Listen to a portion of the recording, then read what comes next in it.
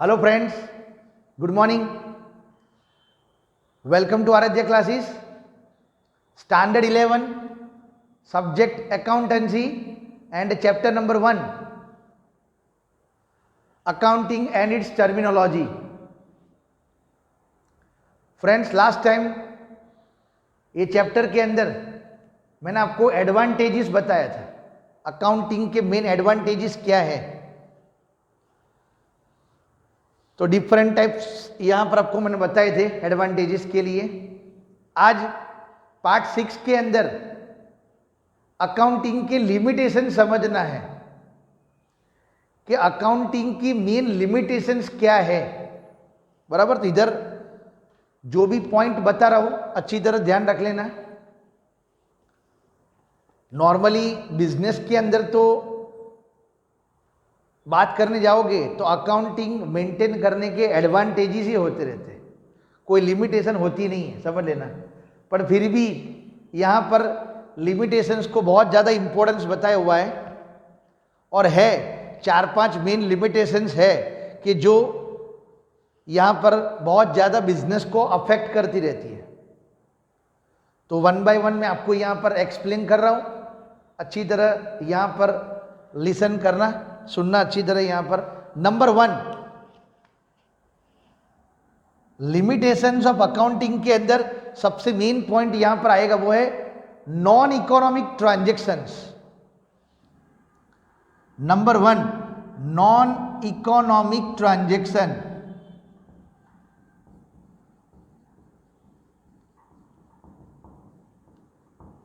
In business we should have to record only economic transactions, only financial transactions. Those transactions are not economic, they are not recorded in the books. जो transactions economic नहीं है वो transaction को हम book के अंदर record करते नहीं है. बराबर. एक ये चीज ये तो आपको पता ही है.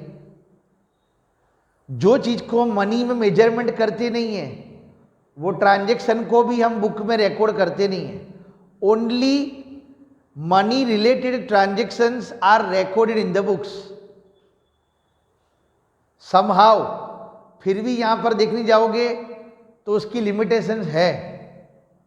बिजनेस के अंदर क्या होता रहता है कि जरूर नहीं है कि हर चीज को हम मनी में मेजर कर सके. कभी कभी क्या होगा, मनी के साथ साथ यहां पर बिजनेस के अलावा feelings, love, respects, attachment, affection, वो सब चीजें बहुत ज्यादा काम की है. उसका भी एग्जांपल बता देता हूं यहां पर. सपोज आज बिजनेस में से कोई पर्सन सपोज चला गया. आज मेरी फैक्ट्री के अंदर या ऑफिस के अंदर सालों से कोई एक एम्प्लॉई या तो वर्कर काम करता है, वॉलंटरी अपनी इच्छा से, या तो मैंने उसको निकाल दिया. बिजनेस में उसकी बहुत एडवर्स इफेक्ट्स आपको देखने को मिलती है.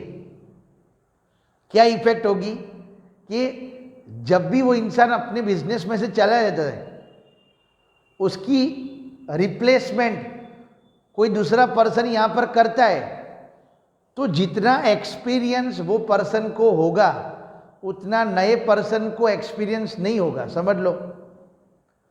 तो जब उसकी रिप्लेसमेंट की बात आती है तो सबसे बड़ा प्रॉब्लम बिजनेस के अंदर हमको होता है, समझ लेना. क्योंकि जो काम जो पुराना एम्प्लॉय कर सकता है वो नया एम्प्लॉय कर सकता नहीं है, समझ लेना. सबसे पहले तो उसको टाइम चाहिए. Sometime we should have to provide a proper training. हमको ट्रेनिंग भी प्रोवाइड करनी पड़े और ट्रेनिंग प्रोवाइड करने के बाद भी वो जो नया फ्रेशर पर्सन है उसके अंदर भी कोई ना कोई गलतियां होने के चांसेस है, समझ लेना. इसीलिए बिजनेस के अंदर कोई पर्सन निकल जाता है मतलब हम उसको इग्नोर करते, वो हम उसको ध्यान में लेते नहीं है. पर वो बिजनेस के लिए सही में बहुत ज़्यादा इंपॉर्टेंट है क्योंकि वो पर्सन को हमने निकाल दिया मतलब उसके कोई भी एंट्री हम बुक में करते नहीं है. बिकॉज क्योंकि इट इज़ नॉन इकोनॉमिक. वो मनी में मेजरमेंट होता नहीं है, बट उसकी बहुत ज़्यादा इफेक्ट अपने धंधे के अंदर होती है, बराबर। इसीलिए एक सबसे बड़ा पॉइंट ये बताया कि नॉन इकोनॉमिकल ट्रांजेक्शन्स बिजनेस के अंदर भले रिकॉर्ड ना होता हो, पर उसकी इफेक्ट अपने धंधे के अंदर, अपने बिजनेस के अंदर आपको देखने को मिलती है। ये फर्स्ट लिमिटेशन के अंदर आप उसको इंक्लूडिंग कर सकते हो। नंबर 1 ये बता दिया। Then number 2, stable values of the money. Stable value of money. Accounting के अंदर क्या होता रहता है कि हर वैल्यू की, हर कोई भी प्रोडक्ट हो उसकी वैल्यू स्टेबल रहती है। स्टेबल वैल्यू कभी कंसीडर होती नहीं है।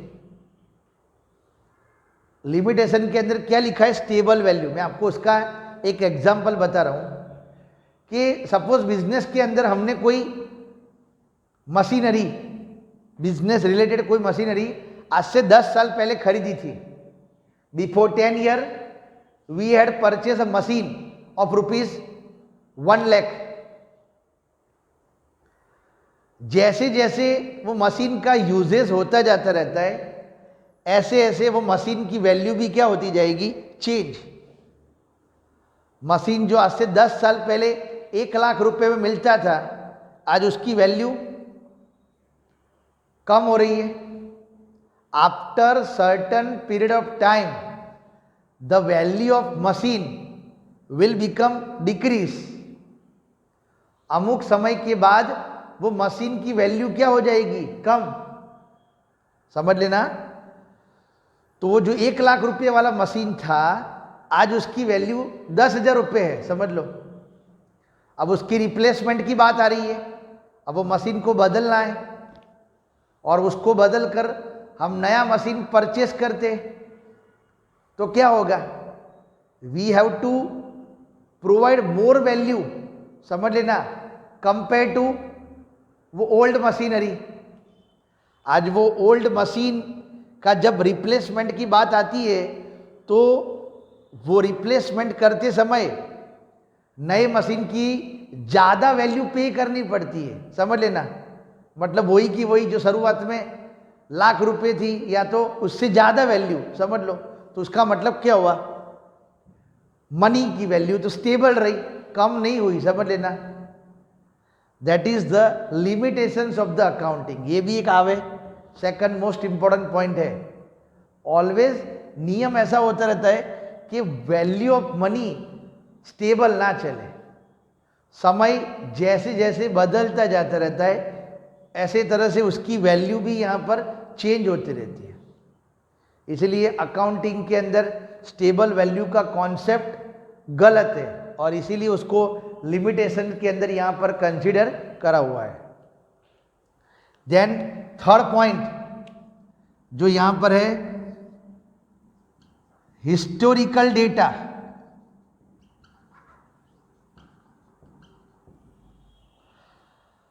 That means past transaction. ये भी बता सकता हूँ, पास्ट में हमने जो भी ट्रांजेक्शन करे होंगे, ऐसा जरूर नहीं है कि जो पास्ट में ट्रांजेक्शन हुए वो सारे ट्रांजेक्शन्स सही है, ऐसा होता नहीं है। कभी कभी पास्ट में कोई गलती हुई हो कोई ट्रांजेक्शन के अंदर, और वही ट्रांजेक्शन को आज हम क्या करते? फॉलो करते। हिस्ट्री हर बार सही नहीं होती, ध्यान रखना। हिस्ट्री में कोई गलतियां हुई है और वही गलती को आज प्रेजेंट के अंदर भी हम रिपीट करते, तो उसका मतलब क्या हुआ? It cannot show the real picture. वो हमको सही पिक्चर बताएगा नहीं। गलतियां वापस फिर से रिपीट हो रही है, वही चीज वापस फ्यूचर के अंदर कंटिन्यू होगी, तो उसका मतलब क्या होगा? हिस्टोरिकल डेटा जो भी है, all datas are not true, बराबर। हर डेटा ट्रू नहीं होते रहते, और हर डेटा को हम एक्सेप्ट भी कर सकते नहीं है। तो ये भी एक सबसे बड़ी लिमिटेशंस के अंदर यहाँ पर कंसीडर होता रहता है। ऐसे तो इसके अंदर भी बहुत सारे पॉइंट्स है, ये भी आप ध्यान रख सकते हो। उसके बाद बिजनेस के अंदर क्या होगा नॉर्मली कि ओरिजिनल वैल्यू, ध्यान रखना, जब यहां पर बात करने जा रहा हूं कोई भी फिक्स असेट्स, कोई भी फिक्स असेट्स, अकाउंट के अंदर एक गलती ये भी है, लिमिटेशन ये भी है कि हर वैल्यू, कोई भी असेट्स की वैल्यू उसकी कॉस्ट प्राइस को कंसीडर करते हैं। कौन सी प्राइस? कॉस्ट प्राइस, बराबर।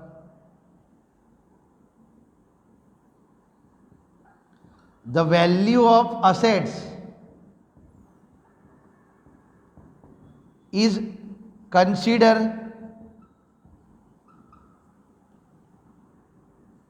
Only cost price.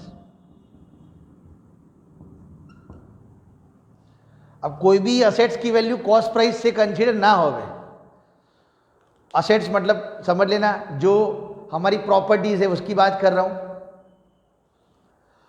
तो आज मैंने कोई प्रॉपर्टी 5 साल पहले खरीदी थी जिसकी वैल्यू 5 लाख रुपए थी,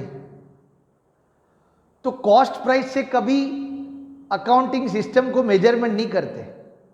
जैसे जैसे समय बदलता जाता रहता है उसकी मार्केट वैल्यू, ये याद रखना इंपॉर्टेंट पॉइंट है, ये लिमिटेशन में आवे। कॉस्ट प्राइस से कभी कोई भी असेट्स को हम मेजर कर सकते नहीं है, काउंट नहीं कर सकते। मार्केट वैल्यू, बिजनेस के अंदर नियम है कि मार्केट वैल्यू को ध्यान में रखना पड़े। मार्केट वैल्यू से ही आज कोई भी प्रोडक्ट की वैल्यू को हम डिसाइड कर सकते हैं। 10 साल पहले, 20 साल पहले वो प्रोडक्ट की वैल्यू कोई भी हो, क्या मतलब, वही वैल्यू आज कंसीडर करने का कोई मतलब रहता नहीं है। Practically this is not possible, इसीलिए अकाउंटिंग के अंदर लिमिटेशन के अंदर उसको यहां पर इन्वॉल्व करा हुआ है। और एक लास्ट पॉइंट आपको बता दूं कि वो भी इसके अंदर यहां पर बताया हुआ है कि बिजनेस के अंदर जो भी ट्रांजैक्शंस करते हैं वो सारे ट्रांजैक्शंस को कभी कभी यहां पर उसका अंदाजा लगाते हैं, estimates. All estimates are not generally true. हर प्रकार की वैल्यू को आप एस्टिमेट्स करते, एस्टिमेट्स वो बिजनेस के लिए जरूरी नहीं होता रहता है। हाँ, कोई भी चीज का अंदाजा लगाना जरूरी है, पर हर टाइम अंदाजा लगाया हुआ हो कोई भी चीज हो वो आपकी सही पड़ेगी, ट्रू होगी, ऐसा हो सकता नहीं है। इसीलिए estimates are not ever time true, sometime it may be wrong, sometime it may be false. कभी कभी गलत होने के भी चांसेस हो सकते हैं, बराबर। तो ये एस्टिमेट से भी आपको बिजनेस की सही पोजीशन या तो बिजनेस का सही पिक्चर आपको मालूम पड़ सकता नहीं है। और एक दूसरा पॉइंट भी बताना चाहता हो तो बता सकता हूं कि आज सपोज बिजनेस के अंदर जो हिसाब किताब लिखने वाला जो पर्सन है, अकाउंटेंट या कोई भी हो, तो अगर वो पर्सन डिसऑनेस्ट होगा या तो लेस एफिशिएंट होगा तो भी क्या होगा, it cannot show the real picture. आज बिजनेस के अंदर कोई भी पर्सन जो हमारा हिसाब किताब मेंटेन करता है, वो पर्सन के अंदर लॉजिकली देखने जाओगे तो इतना नॉलेज नहीं होगा, या तो वो डिसऑनेस्ट प्रामाणिक नहीं होगा, या तो लॉयल नहीं होगा, या तो लेस एफिशिएंट होगा। तो अभी क्या होगा, बिजनेस को हम सही तरह से मेजर कर सकते नहीं है, बराबर। और फिर भी वो इंसान के ऊपर हम 100% ट्रस्ट रखेंगे तो क्या होगा, उसके थ्रू जो भी हिसाब किताब मेंटेन होगा तो वो क्या होगा, गलत होगा। तो ये भी लिमिटेशंस के अंदर आप अकाउंटिंग की यहाँ पर कंसीडर कर सकते हो, ठीक है ना। ऐसे छोटे मोटे पॉइंट्स बहुत सारे हैं बराबर, पर जो जरूरी है उतना आपको यहाँ पर बता रहा हूँ, ठीक है ना। तो ये सारे पॉइंट्स को जो मैंने बोला हुआ है अच्छी तरह लिसन करना, समझना, नोट डाउन भी करना अपनी नोटबुक के अंदर, बराबर लिखना है ऐसे। Okay, thank you friends.